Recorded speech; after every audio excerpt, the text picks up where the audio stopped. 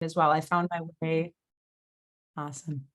I found my way into the field of nutrition through my own health journey. When I was in high school, I started to deal with a lot of digestive issues, hormonal concerns, fatigue, issues with sleep, and some mental health issues as well. And over the course of my mid and late 20s, I really went on my own journey to healing myself with natural, holistic, and functional medicine modalities through the use of food, through appropriate supplementation, and found that when we really take care of ourselves and we take care of our bodies, not only do we physically feel well, but we can mentally feel well. I'm thrilled to be excited. I'm thrilled to be here, and I'm excited to talk about our topic today. When Connie first reached out and said, it's Brain Health Month, could we talk about the gut-brain connection? I was really, really jazzed up because when I started in the field as a provider about 7 years ago, I found that people would constantly ask me about their digestive health, right? Or they'd say, well, I don't have any digestive trouble, so I don't need any help with my nutrition. And what I really hoped that we would learn as a collective is that the health of our digestive tract, the health of our gut, is really the health of our entire body. And that's why we're here today. When we think of our brain health, I know this can be a really daunting topic. I know that, neurology and neuroscience for me when I was in school was very exciting, but could feel overwhelming at times. And when I really boiled it down to realize that there's so much that we can do through our nutrition and our lifestyle to support our gut, which directly supports our brain, that's where it really felt like we, where it all comes together and like we do actually have a lot of power and a lot of control over our health, over our mental health, and over our cognitive health. Today, as we go, if anyone has any questions, please feel free to put those in the chat box. If there's something that needs to be addressed right away, Connie will grab me, we'll pause. And if I don't get to it throughout, then we'll definitely touch on those at the end. There's a lot of information in this PowerPoint. I love to be an educator. I think that there's no amount of knowledge that's too much knowledge. And hopefully I do a good job today of translating from kind of a textbook style into a real life applicable style. But any questions that come up, just let me know. All right. So what are we going to talk about today, right? Our overview, and what I hope that you take away today is an understanding of the gut-brain connection. So we're going to talk first about how the brain and the gut are linked and why when we talk about mental health, neurological health, or cognitive health, we do focus on the gut, right? We're going to then get into digestive health promotion. So what can we do to support the GI tract, to support our digestion that's ultimately going to support our brain health? And also, what can we do to support optimal brain function through diet and lifestyle that translates into better mental health, cognitive function, and well-being overall? Okay, so first things first, this gut-brain connection. I don't know many people who have not at least heard of the idea of the gut-brain connection. And we've known about it for a little over 100 years, but I would say within the last 15 to 20, we really started to ramp up our understanding. So the reason that the gut brain, or the way in which the gut and the brain are connected, is through this thing that we call the gut-brain axis. So this is a bidirectional, constant communication between the gut and the brain. There are nerves, hormones, neurotransmitters, and a myriad of other chemicals that connect these two areas. The gut can be considered our second brain. And depending on, if you're a neuroscientist, you're going to call the gut the second brain. If you are a digestive or GI scientist, you're going to call the brain the second brain and the gut the first brain, actually, because there are more neurons, about 10 times more neurons in the gut than there are in the brain. It's very fascinating. This connection between the two is made possible by a couple of really important items I want to touch on. Number one, the gut microbiota, or the gut microbiome. This is the community of microorganisms that live in the GI tract, and they are a huge part of this connection. They actually produce neurotransmitters that help the communication, and they're a massive piece of our immune system. And then the vagus nerve. So the vagus nerve is a cranial nerve that connects, literally physically connects the brain to the gut. It runs from our brain down through into our digestive tract. And that's a big piece of the neurological communication. So linked, talking all the time. You can have signals that go from your brain to your gut or up from your gut to your brain. And a really good example of this is when we are, maybe anxious or nervous, or we're a little bit stressed and we feel butterflies in our stomach, right? That is the brain sending a signal to the gut, and that can go both directions. All right, so the impact of our gut health on our mental well-being and cognition, right? So because of this connection, there is a really big link between the health of our gut, and there's a really big influence on of the gut health onto our cognition and our mental health. The state of the gut impacts our mood, our emotions, our mental health, our memory, our cognition, our responses to things. And we know that when the gut is imbalanced or inflamed, that we can see issues with depression, anxiety, memory changes, and more.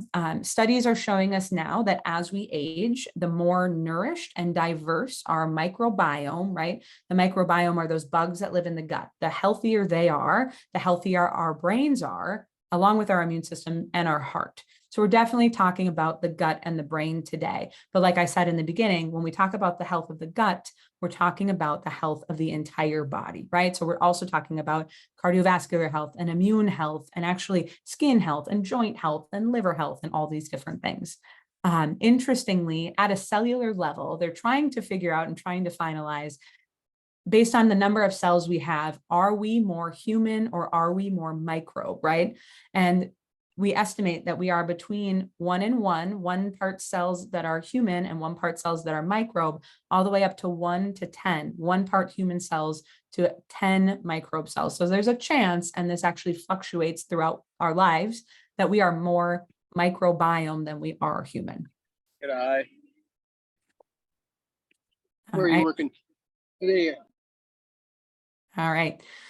So a little, kind of overview as we dive into the gut health, to our gut health and the digestive system. So these are sort of our big takeaways, and then we're going to dive into these a little bit more. So you'll hear me say a lot of different words or use some different terms: digestive health, gut health, GI tract. These all essentially are referring to the same thing. And we know that a healthy GI tract is essential for optimal nutrient absorption, waste elimination, and overall well-being, right? So our gut, again, tied to everything. There are a myriad of factors that can influence our gut health, from diet to hydration, stress levels, medication use, age, disease states, and more.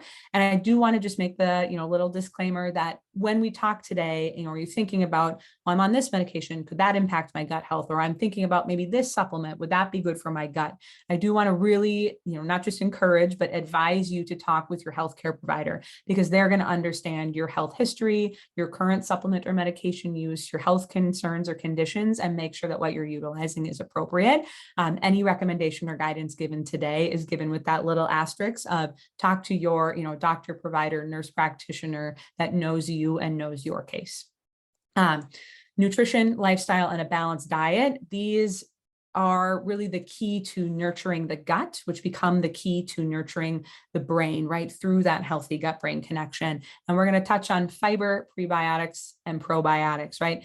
This is a huge piece of making sure that we have regular, healthy bowels. We're reducing inflammation in the GI tract, nourishing those gut bacteria, and supporting balance in the gut, which means balance in the brain.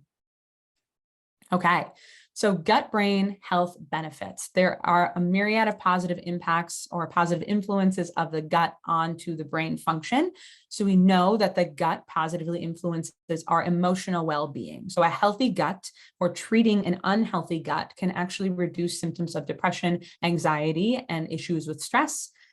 Healthy gut helps enhance our resilience to emotional changes. So think about times when, it feels like the world is just coming at us from every direction. We maybe have to move, and someone that we love is not doing so well. And then, we have a job change, or we retire, or whatever it may be, right? All these things are coming at us. A healthy gut helps us be resilient to all of those changes or stressors. And it is actually shown and studied and quantified that a healthy gut is going to lead to a healthier outlook and a more balanced emotional state. We can also look at the brain from a cognitive perspective. And when the gut is healthy, we see improved focus, concentration, and mental clarity. We can also enhance cognitive flexibility and problem-solving abilities by healing the gut. And there is a potential reduction of the risk of age-related decline, like dementia or Alzheimer's, when the gut is well-nourished and well cared for. We see a healthy gut promote healthy aging and longevity and just overall well-being, right? And that comes back to our quality of life and contributes to a healthier immune system and a healthier heart.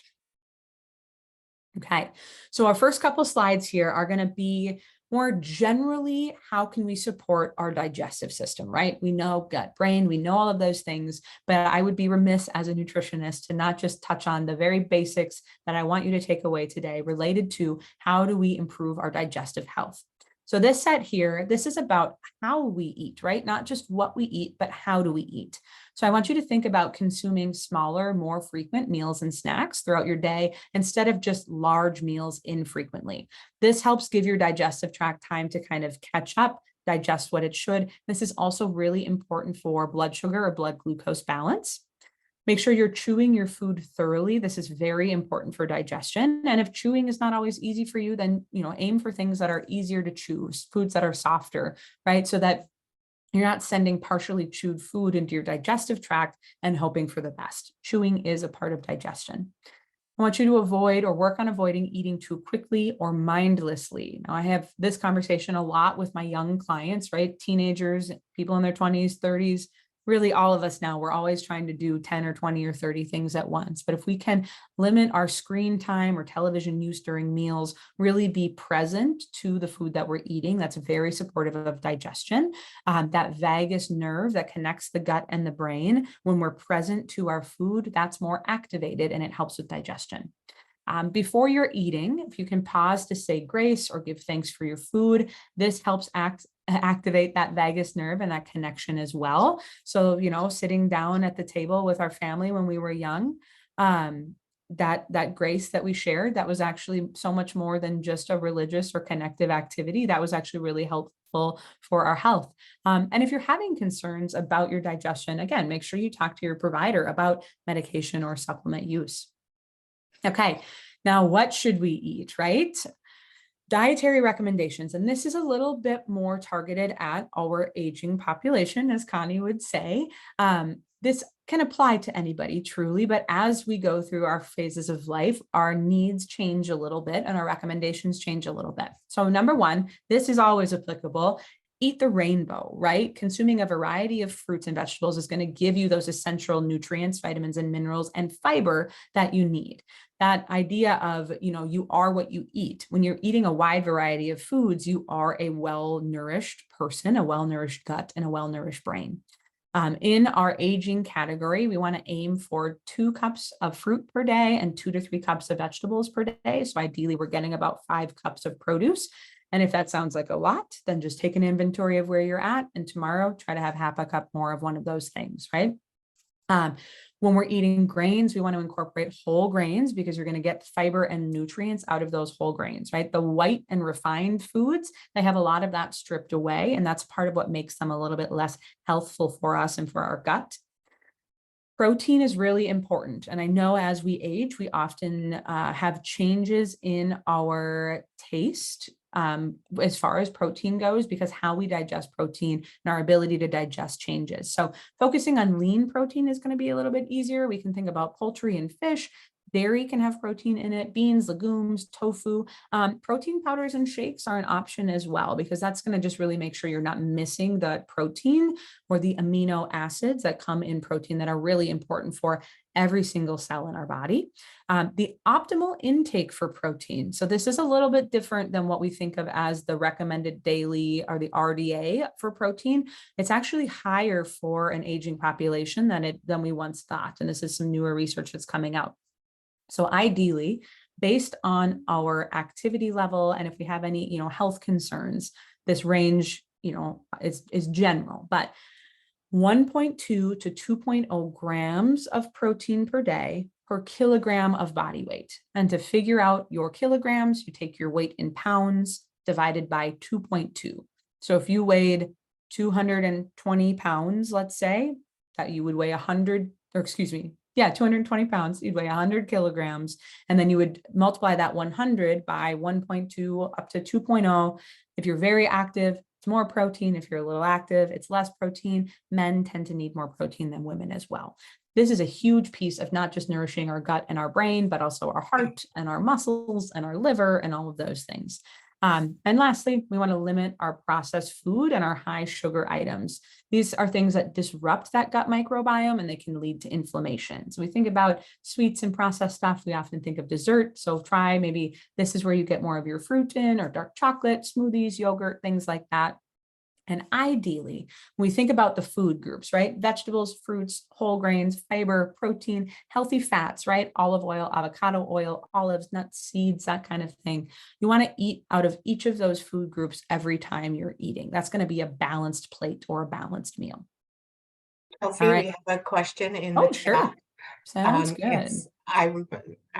it says, I read that certain foods like crunchy greens and nuts help with muscles in the face. Is that true, or is there some balance? Yeah, absolutely. So we're thinking about like keeping the muscles of our jaw and the other facial muscles strong, right? So if you're able to, consume dark leafy greens, nuts, seeds, things that have a little bit more, a little more crunch to them, that's a really good way to put it. That is going to provide almost like an exercise for your facial muscles. If that's comfortable and you feel good with that, and you're not, challenging yourself or causing yourself any pain trying to eat crunchy foods, that can indeed help you make sure that you maintain the ability to chew. And then I see an intermittent fasting question here as well. Yeah, so when we think about intermittent fasting, and I didn't include this specifically because the intermittent fasting is a pretty hot topic right now, and it's very specific, dependent on health condition or health concern, right? But generally, if you were to think about intermittent fasting, even as just the break that you take from eating overnight. So let's say from 7 p.m. to 7 a.m., you don't eat anything. You finish dinner by about 7. I don't know what time everyone eats dinner here. I like an early dinner personally, but so you finish dinner by about 7, and then you're up and ready and moving, and you eat breakfast at 7 a.m. That 12-hour window, that counts as an intermittent fasting. And that's a very, very healthy window to give your digestive tract a break. Once you break your fast, then you do want to make sure you're not just consuming massive meals every once in a while. You want to keep that intake stable for the gut and blood sugar health. But some mild intermittent fasting can be very healthy. If you want to take it beyond that, that's a very good question for a healthcare provider who knows your case. Because what we've found over the years now that we are researching intermittent fasting is that it's definitely not a one size fits all situation, but it can be healthful. And even just that 12-hour break can be really, really beneficial for the gut. We'll talk a little bit about the circadian rhythm and the gut as well in just a minute. And that's where that falls into place. Okay, so that's kind of general nutrition. Now let's talk about nutrition specific to like the gut and the brain, right? We want to nourish our gut because when we do so, when we nourish our gut and our bodies, we're giving ourselves the nutrients, vitamins, and minerals that support the gut and the brain. We're going to promote that diverse and balanced microbiome, right? That's our mental health, our immune system, our inflammatory levels. And when we drop down gut inflammation, we reduce systemic inflammation. So this not only leads to a healthier brain, but when we think about inflammation, right, anything that ends in itis, so arthritis, bursitis, right, colitis, itis means inflammation. So when we reduce our gut inflammation, we can reduce inflammation in other areas as well. That's not to say that only, eating a really healthy diet will take care of every piece of inflammation in our body. There can be other things going on, but it's certainly not going to hurt. All right, now specific nutrients that we want to think about for gut brain health. Okay, so this is a little more targeted than that last slide about eating the rainbow, but the rainbow still counts here. So of course, fiber, right? Everybody knows that fiber is good for the gut. There are a lot of people that use supplemental fiber to help encourage bowel motility. That is certainly an option. From a food perspective, we think about vegetables and fruits with their skin. That's where most of the fiber is. Whole grains, beans and legumes, brown rice, potatoes with the skins, almonds, should be a comma there, chia seeds, flax seeds as well, fiber, and different types of fiber, right? There's soluble and insoluble. So when you eat a wide variety of foods, you get different kinds of fiber. Omega-3 fatty acids, a lot of people supplement with fish oils as well. That's certainly an option. I am always going to encourage the whole food delivery of things before supplemental delivery. I do believe that we can get a vast majority of what we need from our food. A caveat to that is as we age, we have higher nutrient needs and our ability to get those nutrients out of our food does change. So there are some things that are appropriate to supplement. But ideally, we're going to get stuff out of our food until we can't anymore. So fatty fish, flax seeds and chia seeds, eggs, and then some foods are fortified or have omega-3s added into them. These are exceptional for the brain, right? Our brain is made up of water and a lot of fats, right? And so those omega-3s are great for brain health and joint health and inflammation. Antioxidants, right? So we all know, berries and apples, cranberries, leafy greens, tomatoes, carrots, sweet potatoes, squash, these brightly colored foods. Think of this. This is red, orange, yellow, blue, pink foods, right? These foods that have antioxidants in them. Antioxidants are like little scavengers that come into our bodies and they clean up any damaged or oxidative stress that can happen. Why do we talk about how carrots are really good for vision, right? They're good for our eyes. Carrots are full of antioxidants and our eyes are really susceptible to oxidative stress. When I was a kid, Connie, you remember this. I actually ate so many carrots that my hands started to turn orange. It's not dangerous. It just looks a little bit weird. So if anyone eats that many carrots, I want to know about it. Fermented food. So I remember fondly my grandmother eating sauerkraut when I was a kid. I thought that was weird and icky. Now I love sauerkraut. So sauerkraut, kimchi, yogurt, kombucha, fermented foods are going to feed those microbes in our gut. Vitamin D and calcium. I think everybody knows that these are important for bone health. They're also really important for how our nerves communicate, for signal transduction, how our nervous system communicates. Calcium and vitamin D are a big part of that. We can get those things from spinach, kale. Think about fish with bones, so like sardines that still have the bones in them, but they're safe to eat. Fortified foods as well. B vitamins. So there's really, if you're eating a wide variety of foods, you're likely getting enough B vitamins, whole grains, dairy, meat, fish, leafy greens, liver. If anyone wants to do a little liver and onions, liver has a lot of nutrients in it. Eggs as well. B12 is one nutrient that oftentimes we do want to supplement as we age because of the changes in our stomach. We get less of that out of our food. And then tryptophan and tyrosine. These are amino acids that are found in proteins. Without getting too far into it, these are the precursor molecules to our neurotransmitters. I'm going to guess a lot of people have heard about serotonin and melatonin and dopamine and adrenaline, these neurotransmitters that regulate our mood and our stress response and our sleep. They come from tryptophan and tyrosine. So specific foods, cod, pork, turkey, salmon, eggs, cheese, nuts, seeds. So again, if you look at this and you think, I'm eating out of all my different food groups, I'm eating a lot of different colors, I'm making sure I'm getting enough food throughout the day, your gut is going to be really well supported. Some tips on making healthy eating easier, right? So as a nutritionist, I have certainly ruined a dinner party or two in my day by walking in and saying, well, we should all be having giant salads for dinner. What is this pizza? What's going on here, right? And sometimes when I talk about food, people get a little intimidated or they get nervous. I don't know how to do that. I don't really like healthy food. How do I add more vegetables in? I only eat 1 cup of vegetables a day. 3 seems like a lot. So some tips here. We can add fruits and vegetables to the food that you already eat, right? Do you eat yogurt? Add some berries. You're going to have, you're going to make a soup, add some extra vegetables to it or a casserole or something like that. Smoothies and shakes are excellent for breakfast or snacks. If eating vegetables feels a little hard on your GI tract, lightly cook them. Do a little steam or a little saute or roasting. Makes it easier to digest. Keep those healthy foods in a visible place. I promise if you tuck that salad container at the back of your fridge, you're probably not going to eat it. If you leave the apples or the avocados out on your counter, you're more likely to eat them.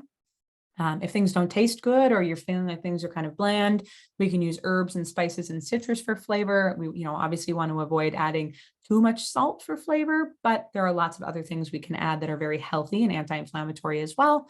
And then taking some time to prepare in advance. So if you have maybe a little time on a day of the week to cut up some vegetables or, cook some protein that you can eat for the next couple of days. That's going to make it easier to eat or to use those things in recipes. All right. So off of the food topic, which, that's my favorite, but there's a lot that goes into gut health. So hydration and our gut brain health. We know that hydration promotes proper digestion, GI movement and motility, and the absorption of nutrients. It's also very important for the communication between the gut and the brain and communication within the brain, right? Our brain is a lot of water. And it supports transporting waste out of the brain and out of the body, right? So we're constantly having cellular turnover. There are waste products of that get produced inside. Water helps get rid of those things. Our recommended fluid intake. Now, this is up for great debate, so I'm going to make the minimum fluid intake, and that is the 8-ounce cups. Aim for at least 8 cups per, 8-ounce cups, right? 64 ounces of water per day minimum, right? Now that's low. There's also the old adage of your body weight in ounces divided in half. So if you weigh 200 pounds, 100 ounces of water per day. If that sounds like a lot, then come back to the 64 ounces as your starting point. This can include water, infused water, electrolytes, herbal tea, soups and broths, smoothies, hydrating food. So it doesn't just have to be, plain water. It can be, but there's lots of other ways to get fluid in. And if you're more active, you're going to need more fluid. If you're dealing with a health concern, like perhaps a kidney condition, there might be a different fluid intake recommendation for you. Now, tips to stay hydrated: carry water or a water container with you, right? And find one that you love. If you don't like a plain, little plastic water bottle, but you love a mug with a straw, beautiful.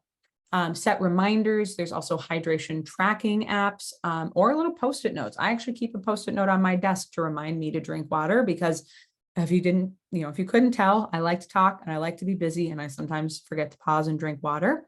Incorporating hydrating foods like juicy fruits and soups and smoothies. Those are going to provide hydration. Limiting our intake of dehydrating beverages like caffeine and sugary drinks, right? So coffee, decaf coffee is a little different story because it doesn't have that caffeine that's going to dehydrate, but trying to reduce those dehydrating beverages.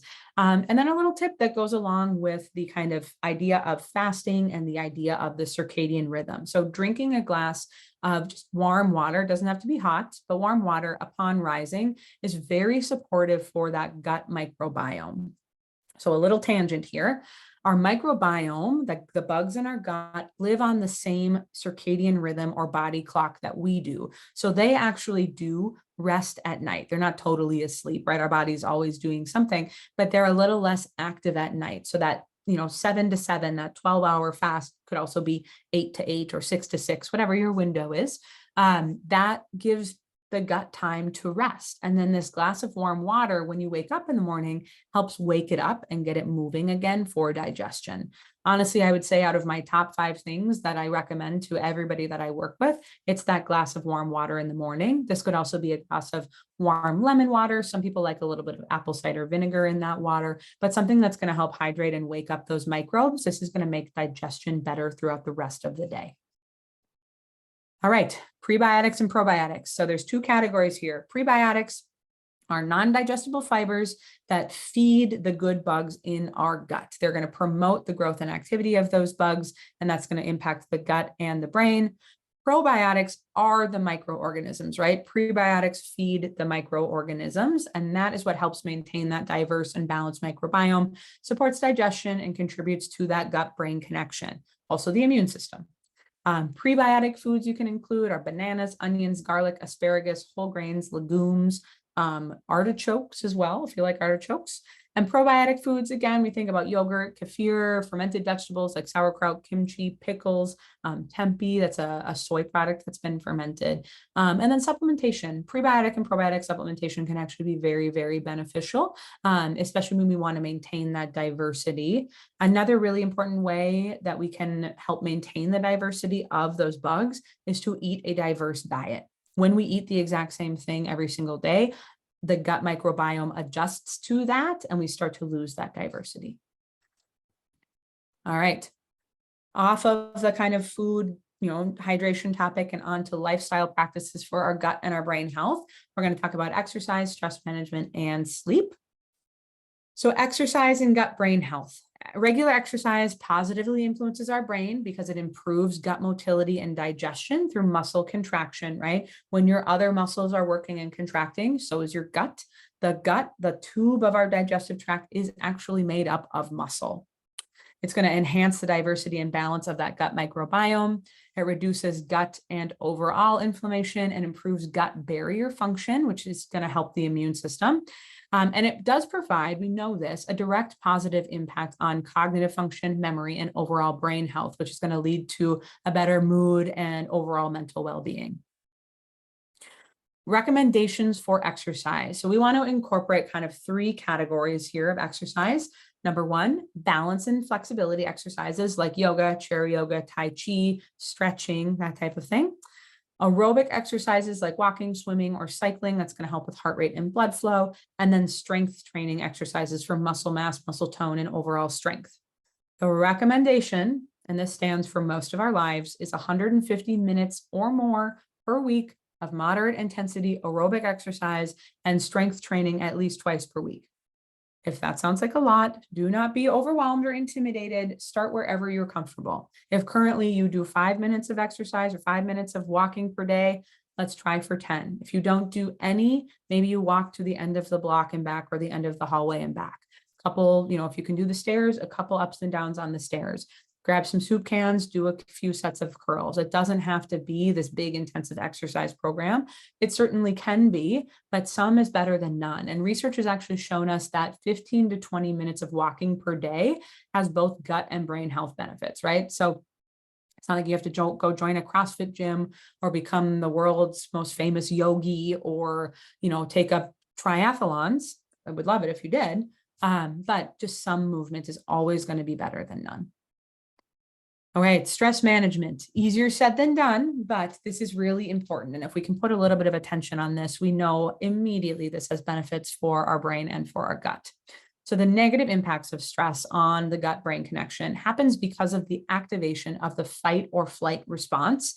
This disrupts digestion and cognition. So we have 2 sides of a particular nervous system, the fight or flight side and the rest and digest side. And when we are stressed, we live over here, we're stressed, we're fighting, we're flighting, there's a tiger, there's someone knocking on the door and we're nervous, somebody is, sick and we're stressed about it. We're in this constant fight or flight activation state and we don't get this rest and digest system. And that means we're not digesting, we're not thinking, we're not problem solving as well as we should because we're constantly up here running really fast from the imaginary tiger, right?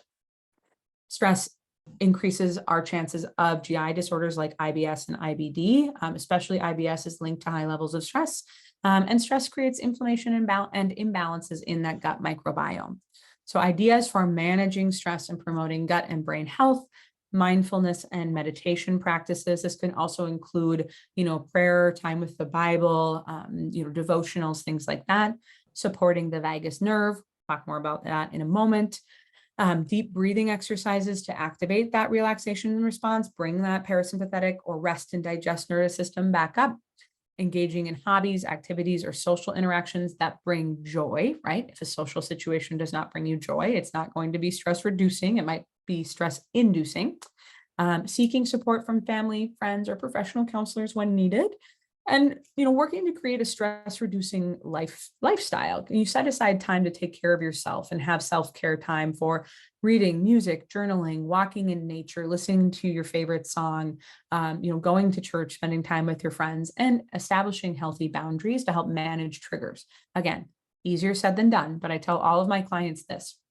If somebody asks you for something or to participate in something or to do something or bring something, and it just feels overwhelming and it causes you more stress, saying no to that person or that request is actually saying yes to yourself, right? And you're number one. That's really important. All right. Now, the vagus nerve. So we talked about this a little bit in the beginning. The vagus nerve is that direct connection between our brain and the gut. It goes from our brain to the gut and the gut to the brain. There are some things we can do to support the vagus nerve that's really supportive of that rest and digest system, that's supportive of the gut and the brain. So deep breathing, I want you to think about 2 to 3 times a day. Maybe it's when you wake up in the morning, before you go to sleep at night, and when you're making lunch or when you're about to eat lunch. You're going to try it. There's a few different breathing techniques. There's 4, 7, 8 breathing, where you breathe in for 4, you hold for 7, and you exhale for 8. There's box breathing. So you picture a box, and in one direction you breathe in, you hold, you exhale, and you hold over the box, right? And then there's equal breathing, equal parts in, maybe count of 6 or count of 8, equal parts out.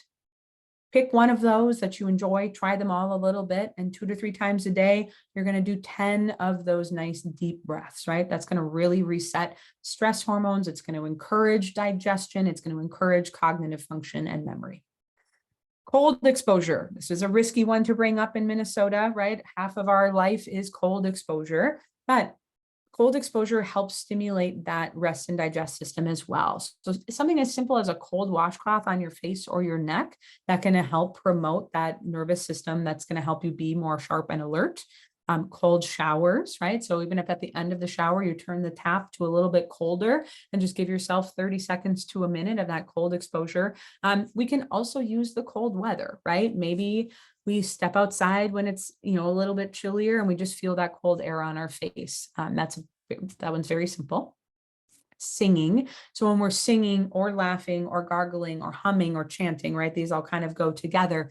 When we're projecting and we're loud and we're vibrating through our jaw and through our neck, that's going to stimulate the vagus nerve, right? So sing your favorite song, join the choir, hum, chant, laugh out loud. If you have comedies that you enjoy, laugh with your friends, laugh on your own. Sometimes if I'm having a day where I feel a little bit off, I will just get in my car when I'm, headed back to the office or headed home, and I will just start laughing out loud to just stimulate that. And I always feel better after the fact. Gargling as well, after you brush your teeth in the morning and at night, warm water, 30 seconds, that's going to stimulate the vagus nerve. And then gratitude. So starting a gratitude journal every morning, every night, there's 3 things that you're thankful for. So simple, so inexpensive, but so impactful on not just our gut-brain connection and our vagus nerve, but also on our mental health and our outlook in life.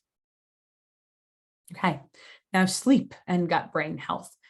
Again, back to that circadian rhythm, quality sleep, right? That rest time overnight has a huge link to our gut brain health and our gut brain connection. It gives the brain and the GI tract time to detoxify and heal. All day long, we're taking in things, whether it's food, water, air, media, our friends, all of this stuff is coming in. And at night, we get to turn over and release some of those things. It's going to help sleep helps regulate gut hormones that control appetite, metabolism, and digestion. There's a big restoration period for the gut microbiome and reducing gut inflammation and systemic inflammation. And it's going to promote that gut barrier function as well. Like we talked about, that's big for the immune system. And then nutrient absorption. A lot of that happens a little bit happens overnight, but it all happens in a healthy gut. And we need that for our brain. We need those for our brain. Tips for improving sleep quality. Sleep can be a tricky one, right? When we aren't sleeping, we don't feel good, we're grumpy, we're tired, bleh. But here's some ideas for things you can try if your sleep's a little off kilter, or if you have great sleep and you want to maintain that.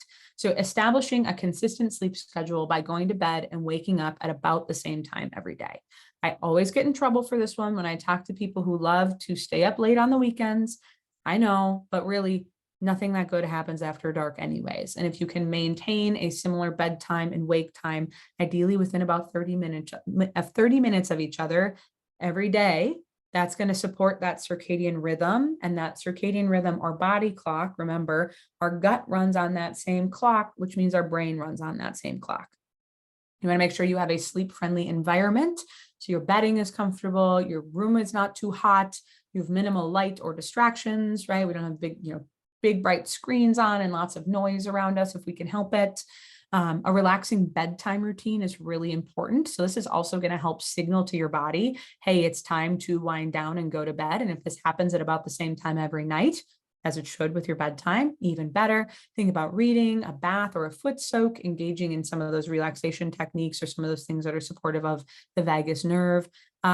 This is also a really big part of sleep, because when we're in a good routine and we have those relaxation techniques, this is going to signal to our body that it's time to produce melatonin, right? Everyone knows, most people know, melatonin is part of what puts us to sleep, right? People take supplemental melatonin to help with sleep. Our bodies are also supposed to produce melatonin for sleep. And when we signal to it that it's time to rest, our body is more likely to do that. And remember, melatonin comes from some of those nutrients we talked about earlier. We want to limit caffeine and alcohol intake, especially close to bedtime. Engaging in regular physical exercise is going to promote tiredness and improve sleep quality. Avoid excessive daytime napping to prevent disruption of that cycle. This is not always possible. A good nap can be really restorative, but if we're sleeping so much during the day that we can't sleep at night, then we want to definitely, take a look at that. Limiting exposure to electronic devices before bed, again, with that melatonin production. Darkness is what signals the body to make melatonin. So if we're looking at a screen right up until we fall asleep, our sleep's not going to be as restful. And then you can consider supplementation, again, under the support or advice of your healthcare provider. Melatonin, magnesium, L-theanine, lavender, lemongrass, passion flower. There are dozens of them. A lot of them can be consumed as teas, which can be really restful, relaxing and a part of that nighttime routine. All right. Gut brain health in everyday life. So on top of, just the food and nutrition stuff that we talked about, what are some things I want you to kind of work on adding into or making a part of your life that's not just nutritionally oriented, but of course, nutritionally oriented. So mindful eating, we haven't touched on this yet, but this is the idea of, we did a little bit, taking time to say grace, not be distracted, and be present to your food, slowing down, chewing slowly, saying thank you for your food, paying attention to, do I feel hungry? When am I starting to feel full? And eating that nutrient-dense food throughout the day because you're hearing when your body is hungry. Regular physical activity, we're going to add that into our everyday life, stress reduction, quality sleep, lifestyle balance, and then small changes for long-term benefits. So if you're watching this today and you're like, this woman just gave me 100 things to do and I do 2 of them. Well, then we're going to aim for 3 of them. And you're going to stick to that 3rd one for a little while. And then you're going to add a 4th and a 5th until you really start to feel the way you want to feel. Something I do love to suggest when we are trying to change habits as well is the idea of habit stacking. So if you already know, let's say, every day you brush your teeth in the morning and at night, right? You're going to do that and you want to add a new habit, stack it onto that toothbrushing habit. So maybe it's gargling, right? Well, I'm going to brush my teeth, so I'm going to gargle and stimulate my vagus nerve. Or maybe it's the cold exposure. I'm going to brush my teeth and then I'm going to do the cold washcloth on my face. Or every night before I go to sleep, I take off my slippers and pet the cat before I turn out the light. Well, after I pet the cat, I'm going to write in my gratitude journal. When I'm in the kitchen in the morning, I go to take my medication, perhaps it is, I'm going to add that warm water right before I do anything else to my morning routine. So you're going to stack a new habit onto an existing habit. All right.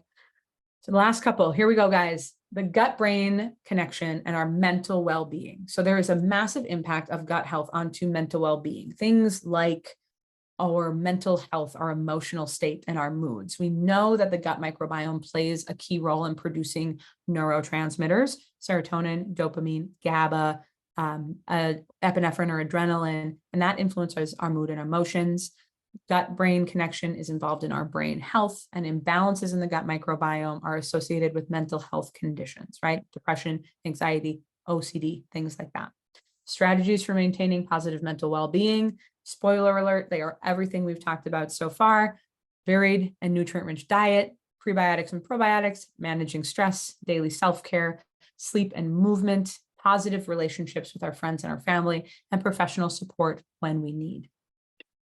And then the gut brain and our cognitive well-being. So we have our mental health, our moods and our emotions, right? And then we have our cognitive health. This is our memory, our sharpness, that type of thing. So the gut-brain axis, it plays a vital role in the communication between the gut-brain, right? Of course, it is the gut-brain communication. So it influences our processing and our brain health. Gut inflammation, imbalances in that microbiome, increased gut permeability or issues with that gut barrier negatively impact cognitive function, and they increase our risk for cognitive decline. There's a potential to improve cognitive well-being by nurturing the gut through diet and lifestyle. And there's an association between alterations in the microbiome and the progression of cognitive impairment.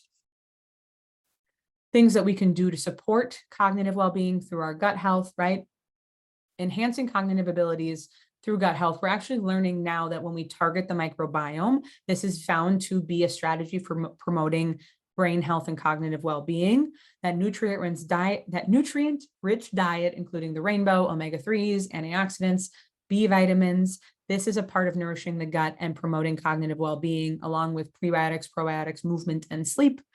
And some things that you can do, of course, as you're nourishing your gut to support cognitive well-being, but also to support cognitive well-being, are challenging the brain through things like puzzles, reading, chess, learning new skills, or engaging in hobbies that stimulate cognitive function, and participating in social interactions that are going to stimulate and support cognitive well-being. All right. Recap and takeaways. All right. There's been a lot of data in here. So number one, we're going to remember that gut-brain connection. There's that crucial link between the gut and the brain. It's bidirectional. And this is why our gut health matters to not only our mental health, but our cognitive health. Gut health and digestion. We know there's a significant impact of the gut health and balanced nutrition and proper digestion on the brain. Lifestyle factors, right? We talked about hydration, movement, sleep, stress management, the vagus nerve, mindful eating. These things are going to support the gut and the brain. Fiber, prebiotics, probiotics, right? Prebiotic fibers to feed our good bugs, and fiber to help promote bowel health, and then mental and cognitive well-being. Lots of things we can do to support both of those things. And the beautiful thing is, yes, it looks like a lot, but really if you dig into it, it's a lot of similar recommendations over and over. Nourish the gut, variety, rainbow, rest, stress management, healthier gut, healthier brain. All right. So now I think we've still got a little bit of time. Connie, if you want to open it up for Q&A or questions or feedback or takeaways, anything like that. So if you do have a question, just go ahead and unmute yourself and ask your question.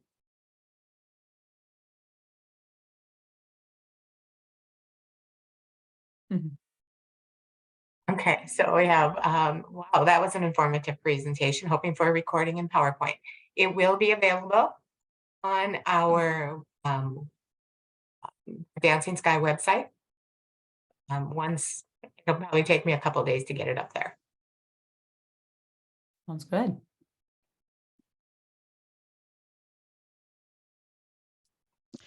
I've got a question for Chelsea. This is Angelle Hartel-Culling, and I work with Minnesota Department of Employment and Economic Development, and I'm on our Healthy Living Activities Committee. We have webinars that we offer on a regular basis throughout our agency, and I'm wondering if you charge for your presentation and if I perhaps could get a contact info for you and connect to perhaps arrange that. Absolutely. Absolutely. I do not charge. Maybe I should. I don't know. But I love to. I truly, truly love to have this opportunity to be with the public. I'll put my email address in here for you. Thank you. And I would love to connect. That would be great. Now I just have to remember my email address. Here we go. That should be easy. Maybe I need more rainbow foods and omega-3s. Here we go. Yeah, Connie, I do. I'll put, so my email address is there. It's at hello@Kylaz Wellness. That's the name of my private nutrition practice. And I do work with private clients as well, both here locally in the Twin Cities and then virtually as well through Zoom or phone consults. For people who have more specific, they watch a class like this and they go, well, okay, I have XYZ and I think maybe I do want to use probiotics, but I don't know if that's appropriate or what dose would I take, things like that. So that email address, you can contact me that way and we can figure out what the appropriate fit is there and the best way to connect.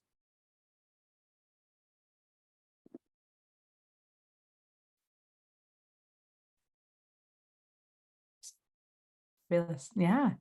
Any other questions?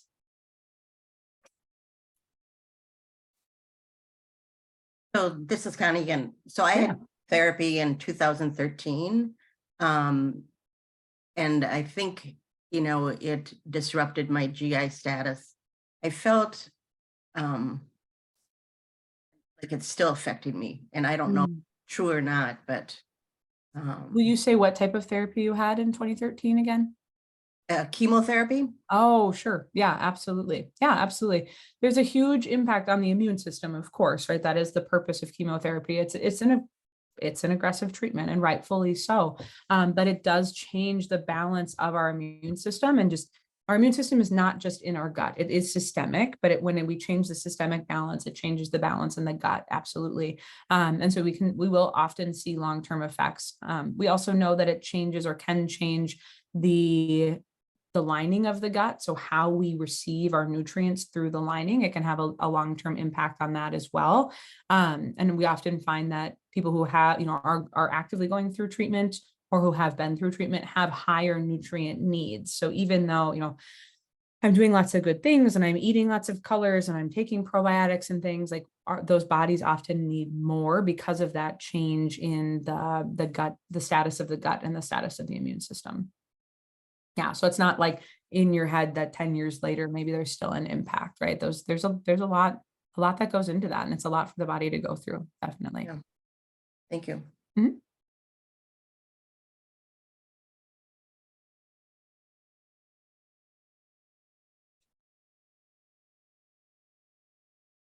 All right. Okay. If there isn't any more questions, I would love to thank Chelsea for joining us. Chelsea is my niece, and I've been watching her go through this transformation into who she is today with all of this knowledge and stuff like that her whole life. So thank you, Chelsea. Thank you. And we will be done for today. So thank you very much. Sounds good. Yeah, it was great to be here with everybody. Thank you. Thank you.